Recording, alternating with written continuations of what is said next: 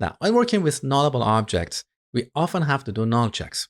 For example, let's define a type alias called customer and give it a birthday property of type date. Now let's define a function for getting a customer from a database. So we give it an ID, which is a number, and we get either a customer or null in case there is no customer with the given ID. Now in this function, let's write some basic logic like return if ID equals 0, then we return null, otherwise we return a customer object with this birthday. Pretty simple. Now let's declare a variable, and here we call getCustomer and pass 0. Now let's imagine we want to print the customer's birthday. So console.log, and here we pass customer.birthday. Now here we have a compilation error because customer might possibly be null. So as you know, one way to solve this problem is like this. We check if customer is not null, then we execute this piece of code. Now let's take this to the next level and assume that under certain circumstances, this function might return undefined. So we add undefined here. And now we have to expand this if statement and check for undefined. So if customer is not null and it's not undefined either, then we print the customer's birthday. That works, but there is a simpler way to write this code in TypeScript. We can remove this if statement and use what we call the optional property access operator. So because customer might be null or undefined, right after it we add a question mark and then we add the chaining or the dot operator.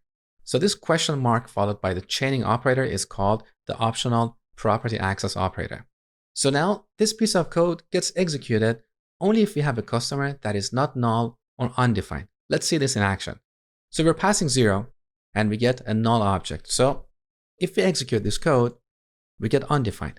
So the result of this expression is undefined. But if we pass 1, we get an actual customer object. So we'll see the customer's birthday on the console. There you go. Okay. So this is optional property access operator. Now we can take this to the next level. Let's make the birthday property optional. Now let's say we want to print the full year of the birth year. So over here, we have to call dot get full year. Now, once again, we have the same compilation error because the birthday property might possibly be undefined. Once again, to solve this problem, we can use the optional property access operator. So now this piece of code gets executed only if we have a customer and that customer has a birthday. Otherwise, the result of this expression is undefined. Okay. Now we also have what we call optional element access operator. And this is useful when we are dealing with arrays. So we might have an array of customers and we want to print the first customer on the console. Now, if this array is going to be null or undefined, of course, we have to check if customers is not null and it's not undefined, then we're going to access the first element. Now, this is where we can use the optional element access operator. So before accessing this element, we use a question mark and a dot. Okay. Now we also have the optional call operator, which has the exact same syntax. So let's imagine we have a variable called log, which is going to reference a function. So for simplicity, I'm going to annotate this with any, and this might be set to a function, like a function that takes a message and prints that message on the console, or we might set this to null, right? Now, let's say we want to call this and pass some value.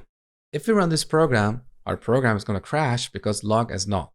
So this is where we can use the optional call operator. So this piece of code will get executed only if log is referencing an actual function. Otherwise, we'll get undefined.